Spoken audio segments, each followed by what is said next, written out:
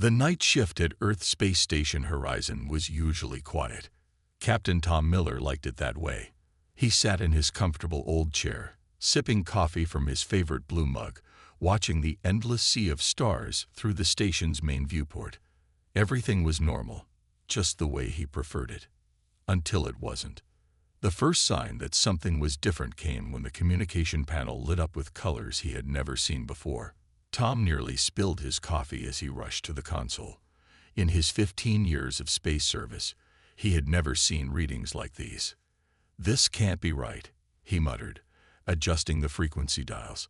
The signal was incredibly powerful, yet somehow delicate, like a whisper from a giant. It wasn't using any known human communication protocol, but somehow their systems were picking it up. Tom pressed the station-wide alert button.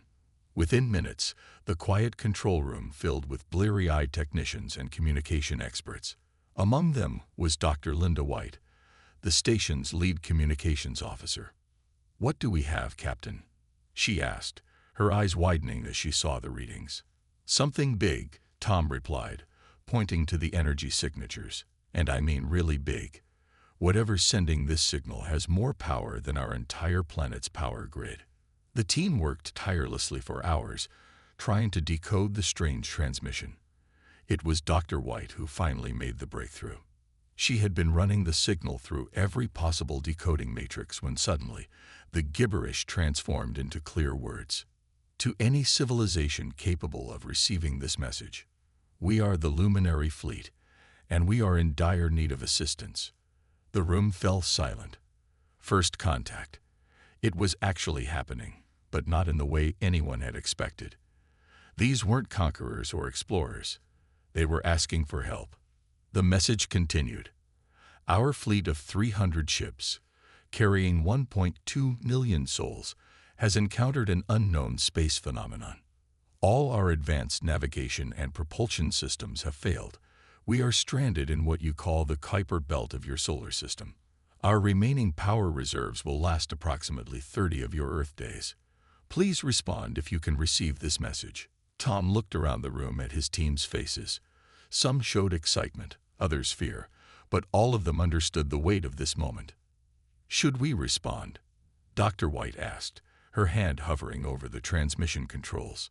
Tom took a deep breath. "We have to. There are lives at stake."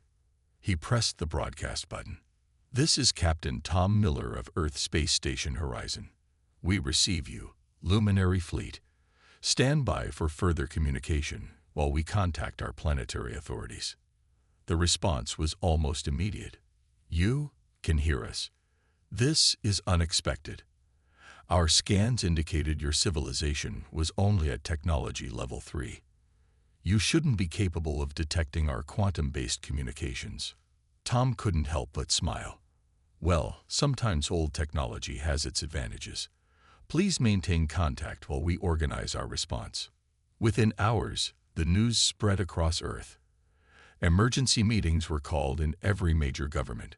The United Earth Council convened for the first time in 5 years.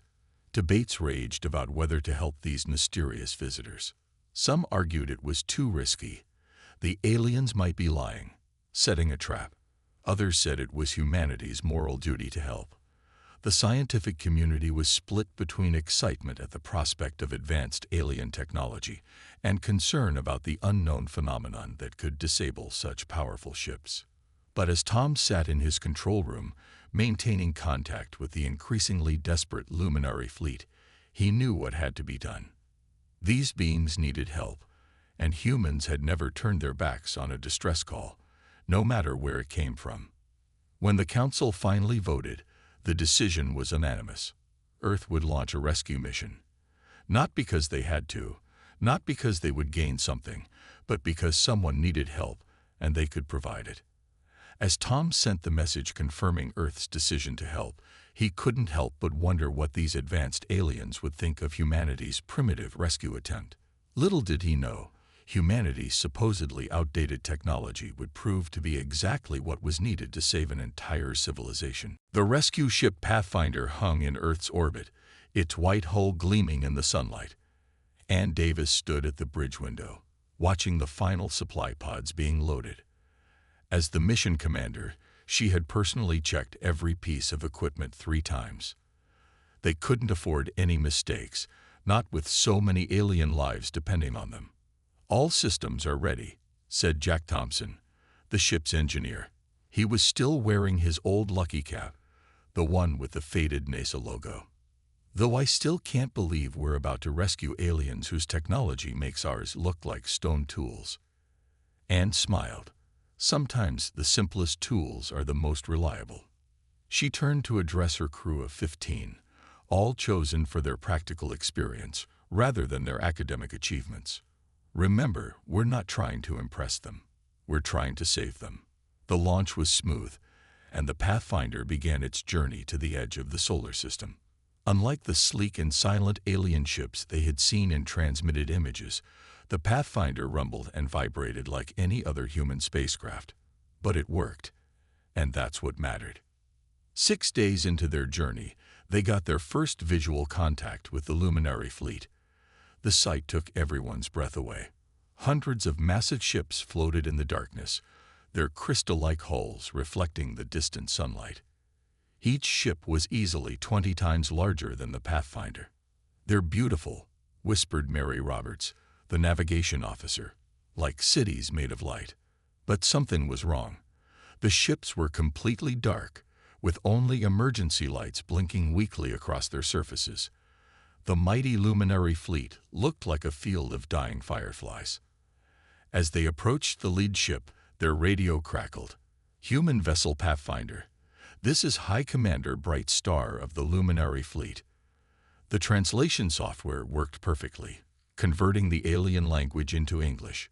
"We appreciate your response to our distress call, though we question what assistance you could provide with your level of technology." Anne pressed the reply button. "High Commander, this is Commander Ann Davis. We may surprise you. Request permission to dock." There was a long pause before the response came. "Granted, though we notice you're using magnetic docking clamps and chemical propulsion engines." The alien's tone carried a mix of disbelief and concern. "They work," Anne replied simply. The docking procedure was tense. The Pathfinder's simple magnetic clamps had to connect with the alien ship's much more sophisticated docking system. But sometimes, simple was better. The clamps locked firmly, creating a solid seal. When the airlock opened, the human crew got their first look at the luminary. They were tall, graceful beings that seemed to glow faintly from within. Their environmental suits were so thin they looked like regular clothing, yet they provided more protection than the bulky human spacesuits. High Commander Bright Star stepped forward. Though his face was alien, his expression of worry was unmistakable. "Commander Davis, while we appreciate your bravery in coming here, I must be direct. Our ships are powered by quantum matrices beyond your comprehension. Our navigation systems use dimensional mapping that your scientists haven't even theorized yet. How can you possibly help us?" Anne gestured to Jack, who pulled out an old-fashioned compass from his pocket. The luminary officers stared at it in confusion. "Sometimes," Anne said, "the old ways are the best ways. Your quantum matrices are impressive, but they're not working. Meanwhile, this compass hasn't failed in 400 years of human navigation." She held up a handheld radio. "And this might look primitive to you, but it's still sending signals while your quantum communicators are silent." The luminary officers exchanged glances. One of them stepped forward, looking at the compass with new interest. "You mean to navigate through space using mechanical devices?" "Among other things," Anne replied. "We brought backup systems, manual controls, and navigation tools that don't rely on quantum technology. They're not fancy, but they work." High Commander Bright Star was quiet for a moment. When he spoke again, his tone had changed. Perhaps we have something to learn from your people after all." As her crew began unloading their equipment, Anne looked around the alien ship. Its surfaces were smooth and perfect, its technology nearly magical. But right now, all that advancement was useless. Sometimes, taking a step backward was the only way to move forward. The next few days on the Luminary flagship were busy ones. Jack Thompson sat cross-legged on the floor of the alien engine room, surrounded by tools from Earth. Next to him, a luminary engineer named Starseeker watched with growing interest as Jack installed a simple manual control system. "I still don't understand," Starseeker said, his inner light pulsing with curiosity. "How can such basic technology work when our advanced systems have failed?" Jack wiped sweat from his forehead and grinned. "Think of it like this. Your quantum systems are like a person who only knows how to drive the newest electric car. They're great at it, but if the battery dies, they're stuck. We humans are like someone who learned to drive everything from old gas cars to modern vehicles. When one system fails, we switch to another." In another part of the ship, Ann Davis was teaching a group of luminary officers how to use paper star charts and a sextant. The aliens had forgotten these methods thousands of years ago, but now they watched in amazement as Ann showed them how to find their position using just the stars and simple tools. "But what if the stars are hidden?" asked one of the officers. Mary Roberts, who was helping with the training, pulled out a compact radar system. "That's why we brought backup tools for our backup tools," she explained. "We humans learned long ago not to rely on just one way of doing things." The Luminary were quick learners. Their natural intelligence, combined with their willingness to try new things, meant they picked up the human methods faster than anyone expected. By the end of the first week, some of them were even starting to show pride in their ability to use primitive technology. However, not everyone was convinced. A group of luminary scientists still doubted the human methods would work for their massive fleet. They gathered in the ship's main conference room to voice their concerns. "These mechanical systems are interesting," their lead scientist said, "but our ships are designed for quantum navigation. We can't just change everything to work like human vessels." Anne stood at the front of the room, patient but firm. "We're not changing everything," she explained. "We're adding backup systems. Think of it as giving your ships a safety net." To prove her point, she asked Jack to demonstrate their new hybrid system. He had connected a simple manual override to the ship's main controls. When he pressed a button, the ship's fancy holographic displays switched to basic computer screens that any human could understand. "See," Jack said, flipping between the two systems. "Your advanced technology is still there. We're just adding a way to control the ship when that technology isn't working." The demonstration changed many minds. Even the doubtful scientists had to admit that having a backup plan was better than being stranded in space. As the day ended, Anne stood at a window, watching repair teams move between the ships. Small human shuttles carried equipment and crew members, looking tiny next to the massive alien vessels. But size wasn't everything, as they were proving. Commander Davis, High Commander Bright Star, joined her at the window. "I must admit something. When we first sent our distress signal, we never expected the response would come from Earth. We knew of your planet, but thought you were too simple to help us." Anne nodded. "That's a common mistake. People often think newer always means better. We are learning otherwise," Bright Star said. "Your people have shown us that true advancement isn't just about creating new technology. It's about understanding all the tools available to you." Their conversation was interrupted by Jack's voice over the radio, another piece of primitive technology that was working perfectly. "Commander, we've got the manual controls installed on 10 more ships. The luminary engineers are already teaching others how to use them." Anne smiled. Humanity's greatest strength had always been its ability to adapt, to find simple solutions to complex problems. Now they were teaching that skill to one of the most advanced species in the galaxy. As she looked out at the fleet, she could see more lights coming on in the ships. One by one, the vessels were coming back to life, not through quantum technology, but through the combined effort of human ingenuity and alien cooperation. Sometimes the best way forward was to take a step back and remember the basics. Mary Roberts was the first to notice something was wrong. She was in the Pathfinder's control room, monitoring the old radio frequencies, when she heard it, a strange crackling sound like static but with a pattern to it. "Commander Davis," she called over the radio. "You need to see this." Anne arrived quickly, followed by Jack Thompson and several luminary officers. The static was getting louder, and the pattern was becoming clearer. It reminded Anne of the sounds waves make on a beach, but much more intense. "I've heard this before," High Commander Brightstar said, his inner light dimming with worry. "This is what we detected just before our systems failed." Jack rushed to check his instruments. The simple radio waves were picking up something massive approaching their position. He grabbed an old frequency scanner from his toolkit and started taking readings. "Whatever disabled your ships is coming back," he announced, his voice tense but controlled. "But this time, we can see it coming." The luminary officers began to panic. Their advanced sensors had already started to flicker and die. Without them, they were blind to whatever was approaching. But Anne noticed something important. All the backup systems they had installed were still working perfectly. "Everyone, stay calm," she ordered. "Jack, what can you tell us about this phenomenon?" Jack was moving between different screens, checking readings from various human instruments. "It's some kind of energy field. Massive. But it only seems to affect certain types of technology." He looked up at the luminary officers. "Specifically, it disrupts anything that uses quantum mechanics." "That's why our technology doesn't work against it," Starseeker realized. "All our systems are quantum-based." Anne turned to Mary. "Can you track it using the radio telescope?" Mary nodded, her fingers flying over the controls. "It's like a wave in space, moving toward us. At its current speed, it will reach us in about 6 hours."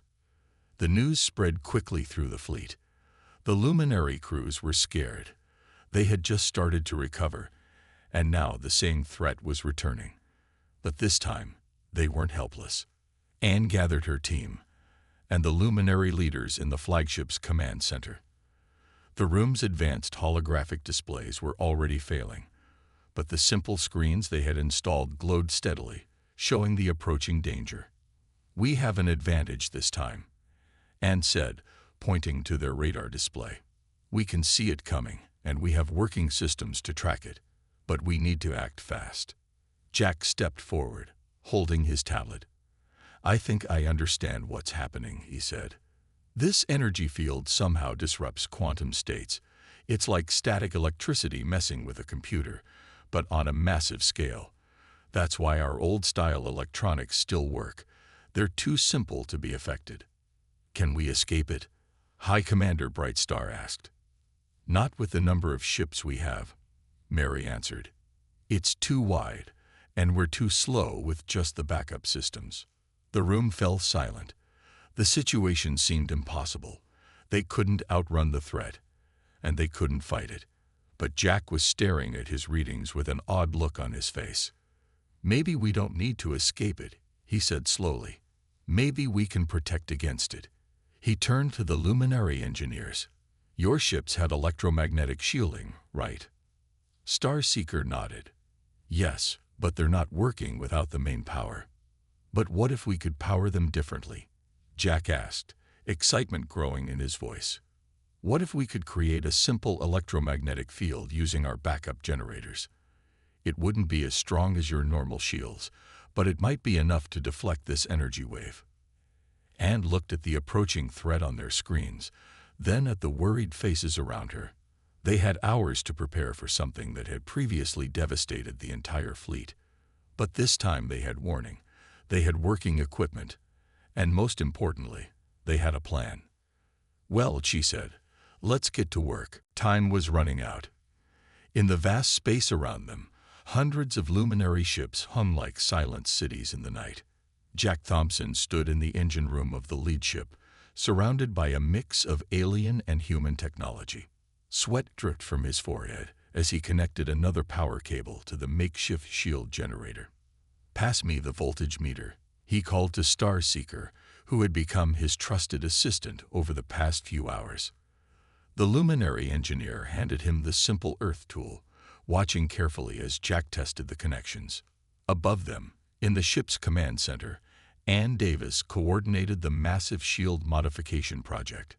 She had divided the fleet into sections, with mixed teams of humans and luminary working on each group of ships. The room was filled with the steady beep of old-style radio communications as teams reported their progress. Section 3 is ready, Mary Roberts reported through the crackling radio. All backup generators connected. Section 7 reporting in, another voice called. Shield modifications complete. Anne marked each section on a simple paper map spread out on the table. They had covered about half the fleet, but the energy wave was getting closer.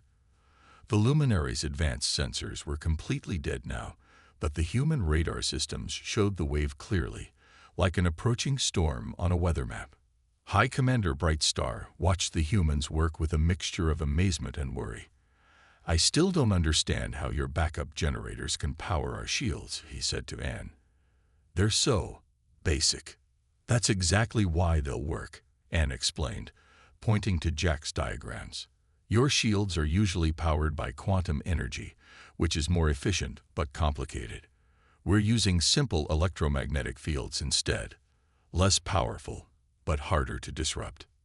In the engine room, Jack was putting the final touches on the main shield controller. He had built it from parts of the Pathfinder's spare systems, combined with pieces of the alien technology. It wasn't pretty. Wires stuck out everywhere, and cooling fans hummed loudly. But it worked. "Ready to test," he announced over the radio. Anne gave the order. "All sections, activate your shield generators on my mark." She looked at the radar screen, watching the energy wave grow closer. 3, 2, 1, mark. Throughout the fleet, human backup generators roared to life. The simple electromagnetic shields flickered on, creating a web of protective fields around the ships. It wasn't the elegant, invisible protection the luminary were used to. These shields glowed slightly blue, like old-style force fields from human science fiction movies. "Power levels stable," Starseeker reported, checking the readings. "The shields are holding, but—" He paused, looking worried. "Will they be strong enough?" Jack patted the generator. "They don't need to be as strong as your normal shields. They just need to be different enough to deflect the energy wave." The minutes ticked by as more sections reported their shields were active, but they were running out of time.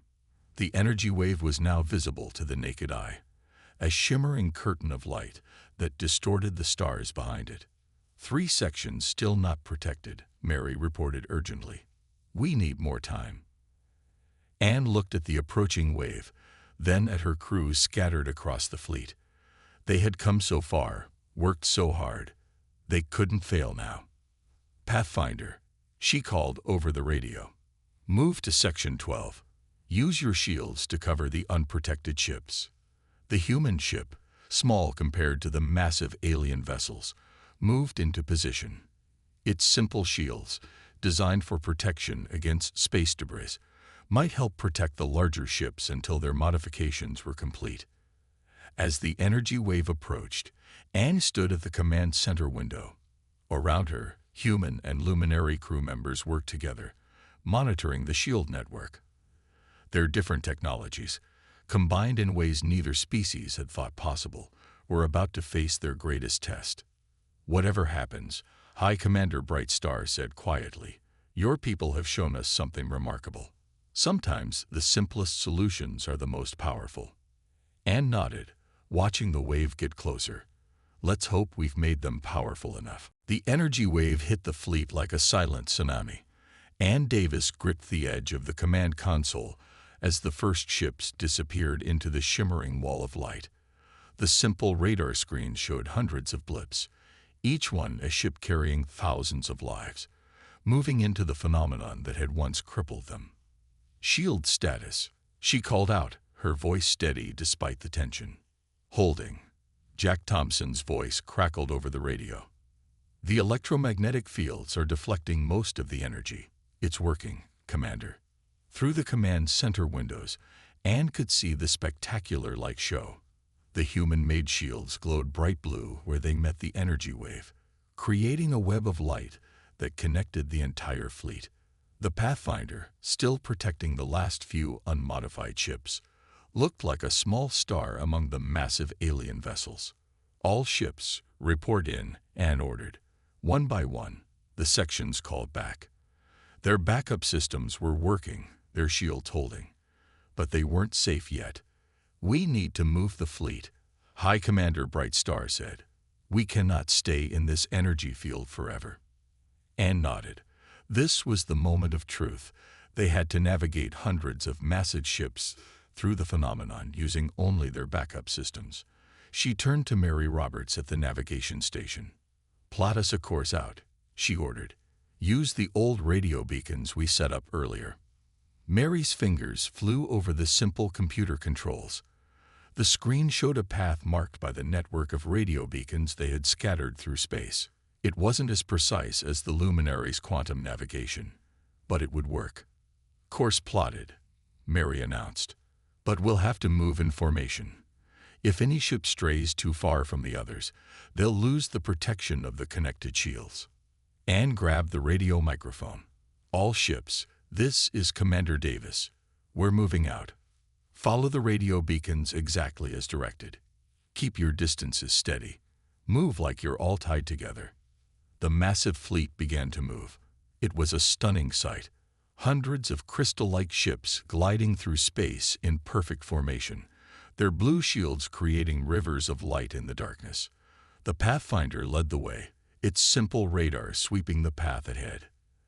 Energy levels rising. Jack warned from the engine room. "The wave is getting stronger." Starseeker, working alongside Jack, quickly adjusted the power distribution. "Diverting more power to the forward shields," he reported. "The human generators are getting hot, but they're holding." The minutes stretched into hours. The fleet moved slowly but steadily through the energy field. Every ship captain, human and luminary alike, focused completely on maintaining their position. One wrong move could break the shield network and leave them vulnerable. "Halfway point," Mary called out. "Radio beacons still strong." Anne watched the radar screen intently. The human technology, so simple compared to what the luminary usually used, was guiding them through this crisis. Each blip on the screen represented thousands of lives, all depending on this improvised solution. Suddenly, alarms blared. "Power spike." Jack's voice was urgent. "The generators on Section 5 are overheating." "Pathfinder, move to support Section 5, and ordered without hesitation. The human ship broke from its lead position, racing back through the formation. Its shields merged with the struggling section's defenses, adding its power to theirs. "It's working," Starseeker reported. "The additional power is stabilizing the shields." The fleet pressed on. Through the windows, Anne could see the energy wave beginning to thin. They were nearing its edge. The simple radio beacons blinked steadily, marking the path to safety. "Commander," High Commander Bright Star said softly, "I see stars ahead. Clear stars." He was right. Beyond the shimmering curtain of energy, normal space was visible. They were almost through. The combined effort of human ingenuity and alien technology had accomplished what seemed impossible hours ago. "All ships," Anne called over the radio, allowing herself a small smile, "prepare for final approach to clear space. We're going to make it." 1 month after the Great Escape, the Pathfinder floated near the edge of Earth's solar system. The ship's observation deck was crowded with both human crew members and luminary officials. Through the wide windows, they could see the last of the alien fleet preparing to depart for their home world.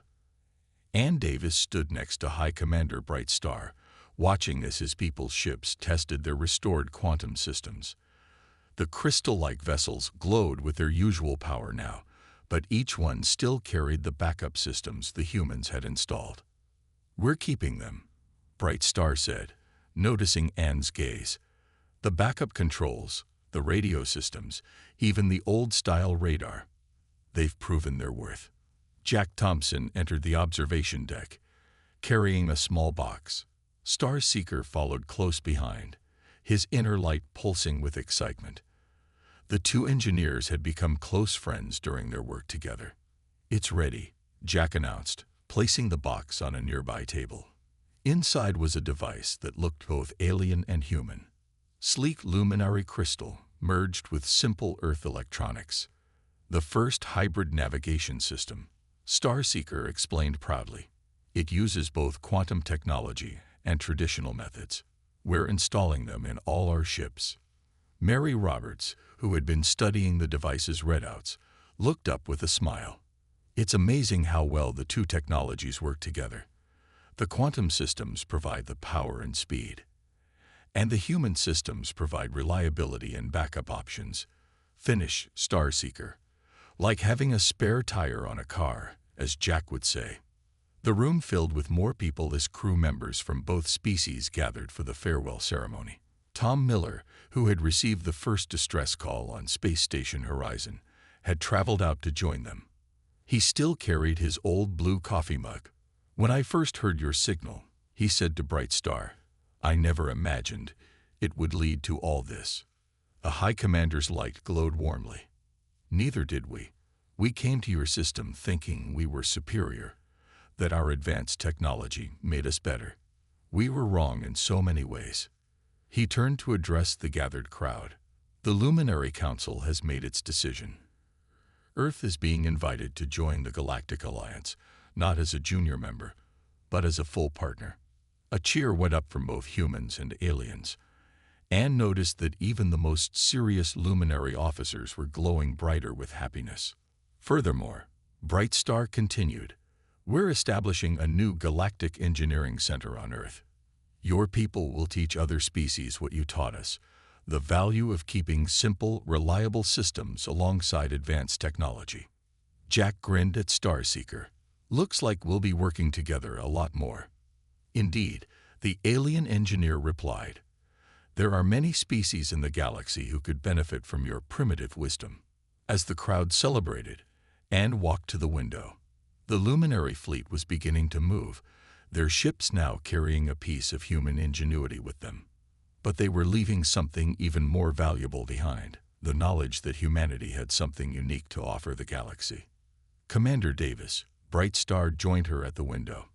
"Our historians have named this event the Great Synthesis, the moment when ancient wisdom and advanced technology came together. It will be taught in schools across the galaxy."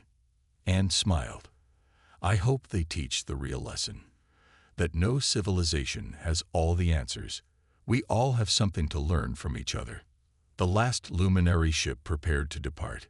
Its crystal hull gleamed in the starlight, but now a small antenna, a simple radio receiver, stood proudly on its surface. It was a symbol of how far both species had come.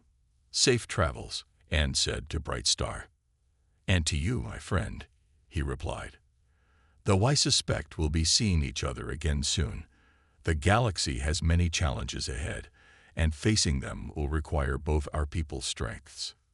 As the Pathfinder began its journey home, Anne thought about everything that had happened. They had set out to save a stranded fleet, but had ended up achieving something far greater. They had proven that humanity's place in the galaxy wouldn't be determined by the advancement of their technology, but by the wisdom of knowing when to use it.